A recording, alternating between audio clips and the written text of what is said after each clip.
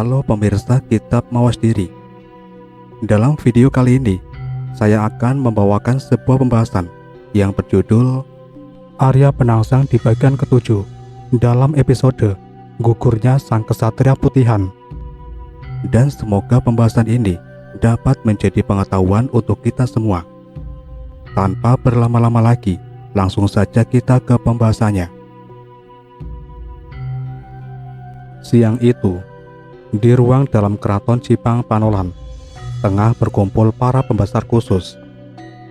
Pada hari itu, Arya Penangsang tengah mengadakan acara syukuran atas terselesaikannya masa puasa yang telah dijalaninya selama 3 bulan.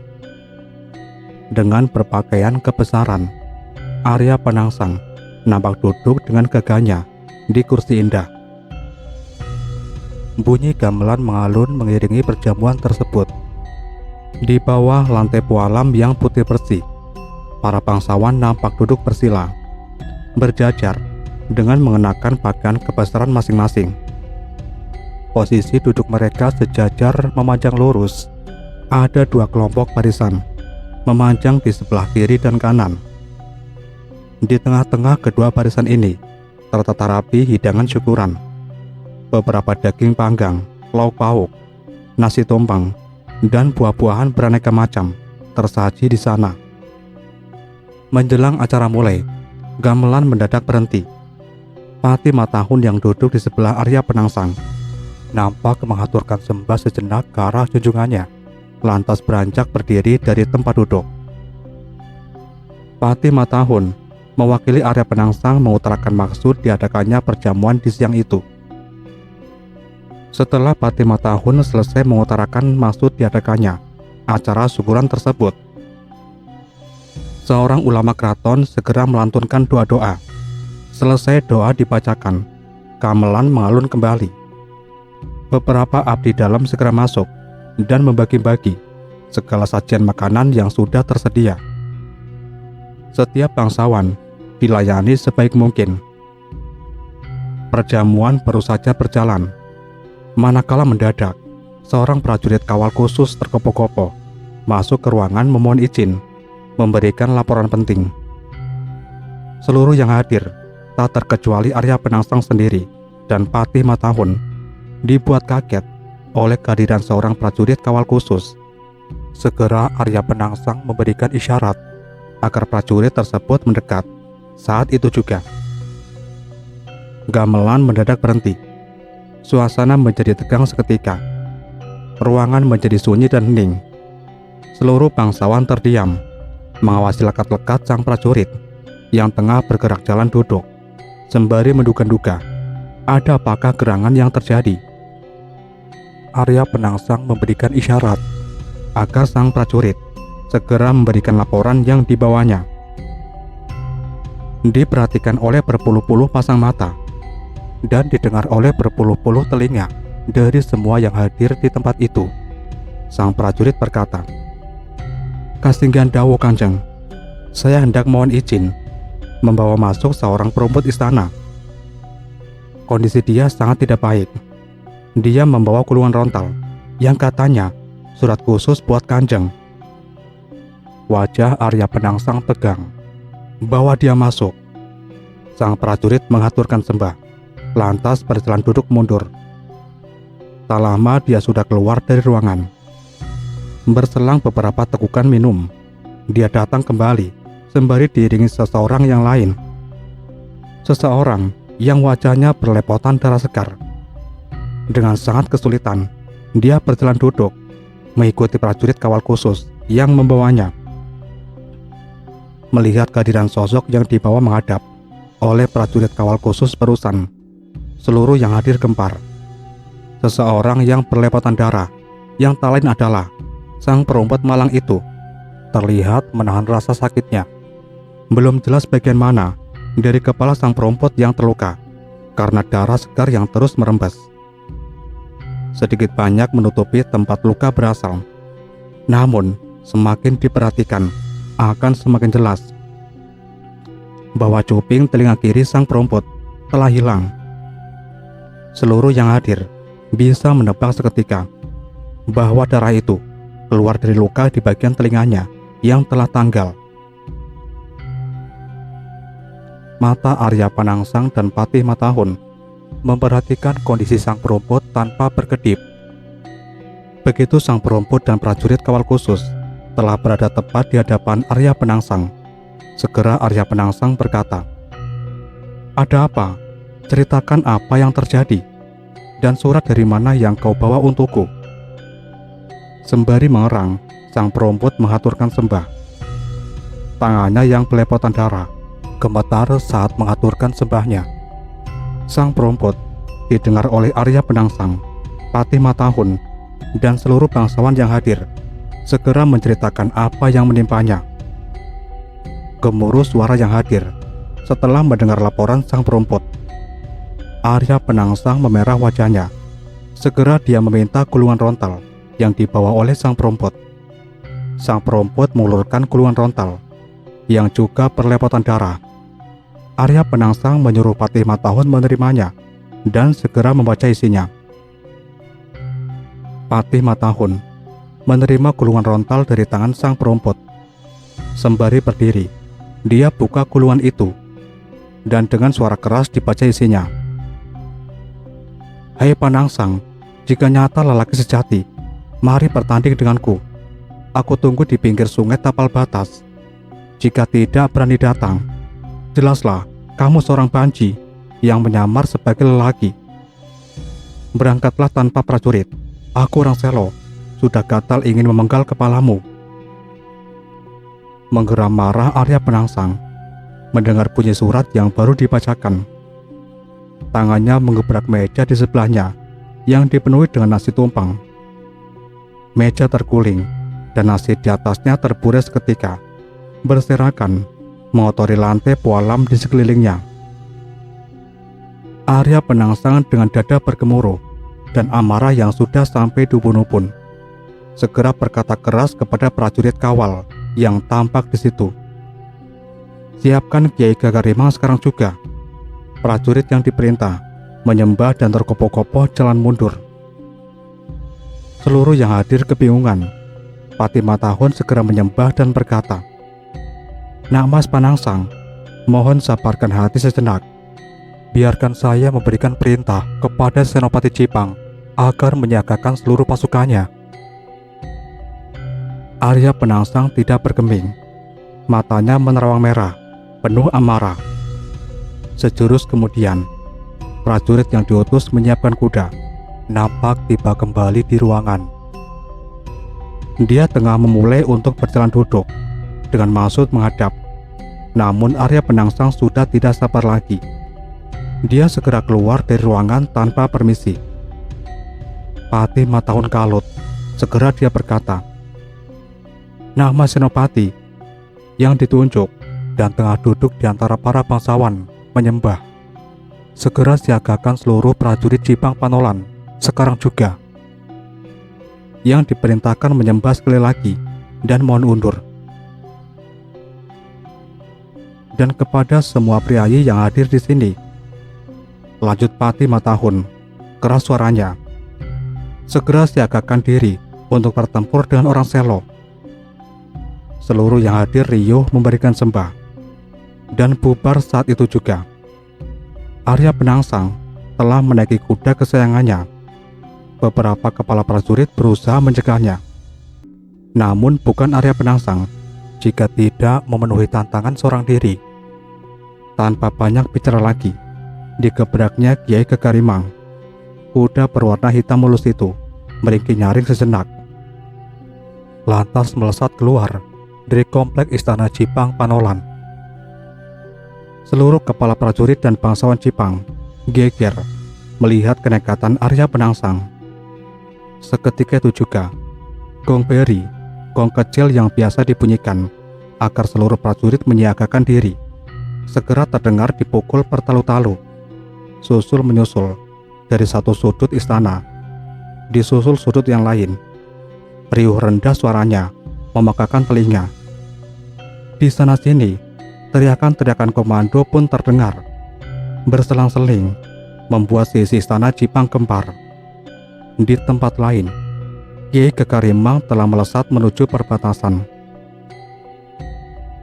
Kiai Gagarimang melaju kencang, melesat ke arah sungai yang menjadi tapal batas wilayah Jipang Panolan dengan daerah yang belum berhasil diduduki pasukan Jipang. Menjelang matahari condong ke barat, tepat seusai waktu duhur, barulah Arya Penangsang memperlambat laju kudanya.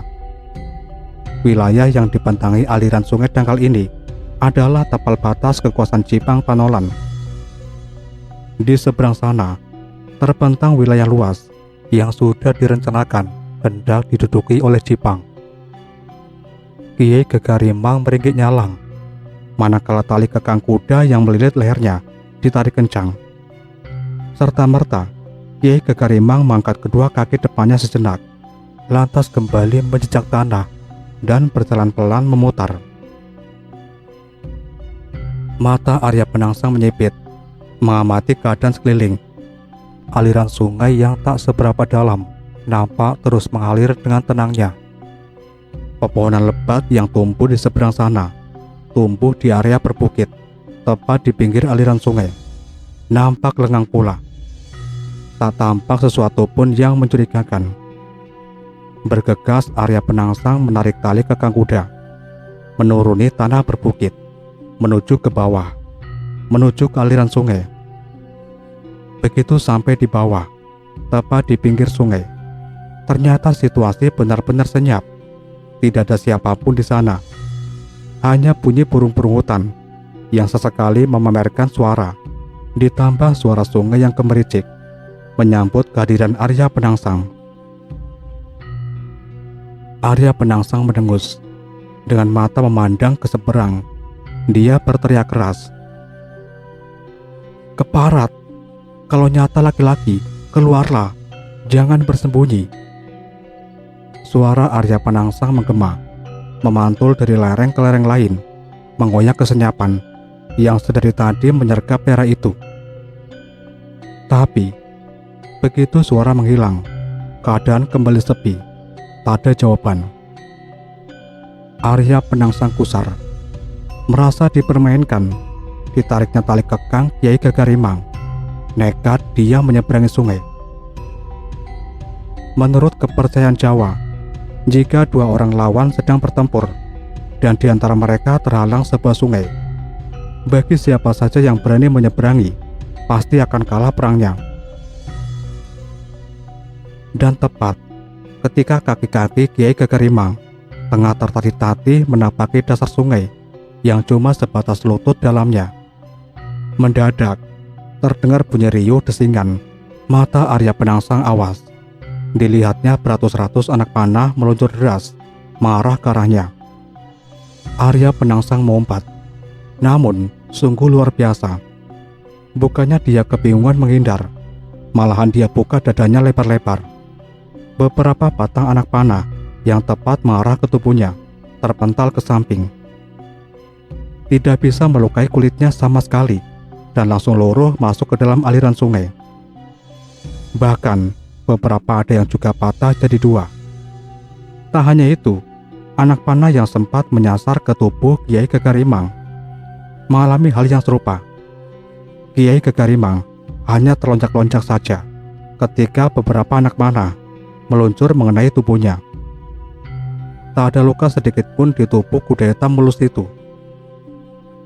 Bidikan anak panah mereda seketika. Belum usai kekusaran Arya Penangsang, disusul dari arah belakang keluar seekor kuda putih. Kuda itu dipacu menuruni lereng, keluar dari balik pepohonan. Begitu jelas siapa yang hadir. Mata Arya Penangsang melotot marah. Jelas terlihat seorang anak kecil tengah menunggang kuda dengan tombak terhunus di tangan kanannya. Terdengar suara kecilnya nyaring tanpa ada kegentaran sedikit pun. "Penangsang, aku lawan tandingmu." Dada Arya Penangsang bagi dibakar api, wajahnya bagi dicoreng dengan arang. Betapa tidak, seorang anak kecil dengan lancangnya berani sendirian menghadapinya dan bahkan sesumbar menantangnya. Ditariknya tali kekang Kiai Kekerimang. Kuda meringkik, kesusahan berjalan menapaki dasar sungai, berusaha terus melaju ke arah seberang, mendekati sosok anak kecil yang dengan gagahnya menenteng tombak di sana. Melihat Arya Penangsang mendekat, anak kecil tersebut memutar arah kudanya. Kiai Kekerimang telah berhasil melewati aliran sungai dan langsung berderap mengejar kuda putih di depannya. Begitu jarak sudah sedemikian dekat, mendadak terjadi keanehan. Tingkah Kiai Kekerimang seketika berubah. Kepalanya mengangguk-angguk dan menjadi liar. Arya Penangsang terkejut menyadari perubahan yang terjadi. Kuda tunggangannya tidak pernah bertingkah aneh seperti itu selama ini. Sejenak Arya Penangsang kerepotan menarik tali kekang kudanya yang menjadi tak terkendali. Di tengah usahanya membuat Kiai Kekerimang kembali patuh, mata Arya Penangsang melihat sekilas bagian belakang kuda putih yang tengah ditunggangi lawannya. Arya Penangsang marah.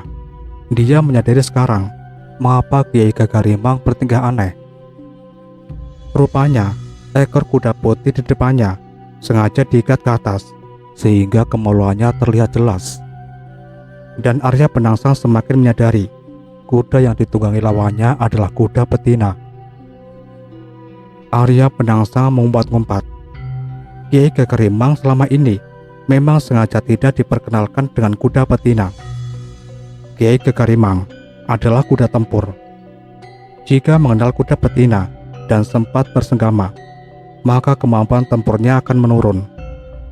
Dan kini, melihat kuda betina dengan kemaluan terbuka lebar seperti itu, Kiai Kekerimang tidak bisa menguasai birahinya.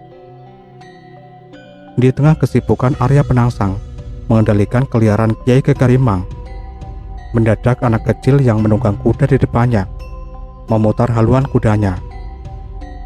Berderap suaranya mendekat. Mata Arya Penangsang awas. Namun, keliaran Kiai Kekerimang semakin menjadi-jadi. Arya Penangsang panik. Dan benar, tombak di tangan kanan sang anak mengarah telak ke arah lambungnya.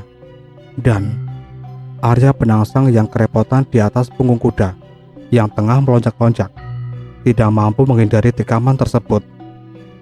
Tombak Kiai Pleret yang tajam langsung menembus lambungnya seketika itu juga. Darah menyemburat. Arya Penangsang menjerit kesakitan. Dan yang mengerikan, begitu mata tombak ditarik, sebagian ususnya ikut terburai keluar. Kuda putih berlalu dengan derapan kemenangan. Arya Penangsang meringis kesakitan. Diraihnya sebagian ususnya yang keluar dan langsung dikalungkan ke warangka keris Kiai Brongot Setan Kober yang terselip di pinggang kirinya. Begitu ususnya tidak menjuntai dan terikat di warangka keris, Arya Penangsang segera memutar tali kekang Kiai Kekerimang. Kuda hitam itu mendengus-dengus dan berderap semangat mengejar kuda betina. Begitu jarak sudah sedemikian dekat, Arya Penangsang meraih tubuh kecil sang penunggang kuda putih dan membantingnya ke tanah. Jerit kesakitan terdengar. Arya Penangsang segera turun dari punggung kuda. Sosok kecil yang tengah terjatuh di atas tanah berusaha bangkit dan hendak melarikan diri. Namun terlambat. Leher kecilnya terpegang dan kembali terbanting ke tanah. Begitu tubuh kecil itu terlentang tak berdaya, kaki kekar Arya Penangsang langsung menginjak dadanya. Suara kesakitan nyaring terdengar. Arya Penangsang beringas. Diraihnya gagang keris Kiai Brongot Setan Kober. "Tunggu!" Mendadak terdengar bunyi nyaring. Mata Arya Penangsang mencari asal suara. Terlihat 4 orang berkuda keluar dari balik gerombol pepohonan mendekat ke arahnya. 2 di antara 4 orang yang datang adalah Ki Juru Mertani dan Ki Ageng Pemanahan. Belum selesai kemunculan 4 orang tersebut, disusul suara riuh rendah derap kaki kuda dari seberang sungai terdengar. Mata Ki Juru Mertani awas. Pasukan Jipang Panolan ternyata sudah tiba. Cepat dia memberikan isyarat. Dua orang yang ikut dengannya segera mengeluarkan bendera merah. Begitu melihat bendera merah terkibar, gemuruh pasukan Pajang membahana, serempak keluar dari persembunyian masing-masing. Perang besar akan segera terjadi. Mata Arya Penangsang memerah. Ki Juru Mertani dan Ki Ageng Pemanahan menatapnya lekat-lekat. Dan mata Ki Juru Mertani serta Ki Ageng Pemanahan juga melirik usus Arya Penangsang yang terburet dan tersampir di warangka keris. Begitu keris itu dicabut, maka tamatlah riwayat Arya Cipang. "Penangsang!" teriak Ki Juru Mertani. "Anak kecil itu putra Adipati Pajang. Bunuh saja jika kamu berani." Arya Penangsang kalap. Dia melihat anak kecil yang masih diinjak dengan kaki kanannya. Anak kecil yang tak lain adalah Danang Sutawijaya. Dengan diiringi geraman kemarahan yang tak tertahankan, dicabutnya keris Kiai Prongot Setan Kober dengan kasar. Arya Penangsang lupa. Sebagian ususnya yang keluar tersampir di sana. Kemarahan membuat Arya Penangsang lupa. Begitu keris Kiai Prongot Setan Kober tercabut, Arya Penangsang menjerit keras. Ususnya ikut tercabut seketika itu juga. Dengan tangan kanan yang terangkat ke atas, gerakan Arya Penangsang terhenti. Tubuhnya bergetar hebat. Hanya sesaat. Sejurus kemudian tubuhnya tumbang ke tanah dan sekarat seketika itu juga. Cepat Ki Ageng Pemanahan menarik tubuh Danang Sutawijaya yang ngeri ketakutan. Dia langsung membawanya menjauhi arena. Di lain tempat, peperangan telah terjadi. Pekik kemarahan berselang-seling dengan jerit kesakitan. Tubuh-tubuh dari kedua prajurit bertumbangan ke tanah. Darah tertumpah, membuat aliran sungai menjadi berubah warna menjadi merah. Senjata tajam berkelepatan tertimpa sinar matahari sore. Berdenting, mencicit mengincar nyawa lawan. Nampak Patih Matahun mengamuk di barisan depan. Ki Juru Mertani segera memerintahkan seorang kepala prajurit Pajang berteriak mengabarkan kematian Arya Penangsang, yang diutus segera menjalankan tugas. Sebentar saja, teriakan serupa disambut teriakan yang lain dari kepala pasukan Pajang. Berita kematian Arya Penangsang membuat nyali pasukan Cipang menciut. Di tengah-tengah pertempuran dahsyat tersebut, dari sudut ke sudut, terdengar suara bersaut-sautan dari pasukan Pajang. "Arya Penangsang wis mati. Arya Penangsang sudah mati." Dampaknya luar biasa. Sebentar saja, pasukan Cipang terdesak hebat. Satu persatu, tubuh pasukan Cipang jatuh ke tanah dengan luka menganga mengeluarkan darah segar. Pasukan Pajang terus merangsak maju. "Jangan mundur, maju!" Terdengar teriakan Patih Matahun, disusul oleh kepala pasukan Cipang yang lain. Namun percuma. Nyali pasukan Cipang sudah turun drastis. Bahkan di beberapa sisi, pasukan Cipang sudah kocar-kacir. Jika diteruskan, seluruh pasukan Cipang akan terbabat habis tak bersisa. Pasukan Pajang mengamuk bagai banteng ketaton. Namun, Patih Matahun tak berniat mundur. Ki Ageng Pemanahan segera memacu kuda, mendekati posisi Patih Matahun. Melihat kehadiran Ki Ageng Pemanahan, Patih Matahun langsung menyerang. Pertempuran kedua priayi dari Pajang dan Cipang ini terjadi. Namun bagaimanapun juga, semangat Patih tua ini juga sudah banyak luruh. Sebentar saja, dia sudah terlihat terdesak hebat. Dan pada akhirnya, sebuah tusukan telak mengarah ke dadanya.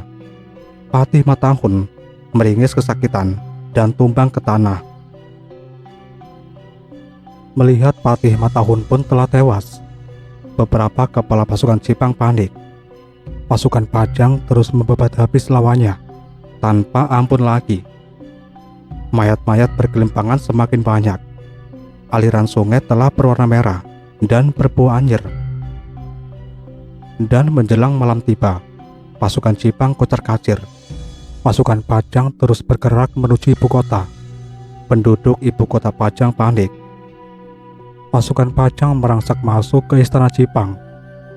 Jerit ketakutan terdengar di sana-sini. Bangunan istana segera menjadi sasaran pasukan Pajang tanpa ampun lagi. Beberapa sudut dibakar.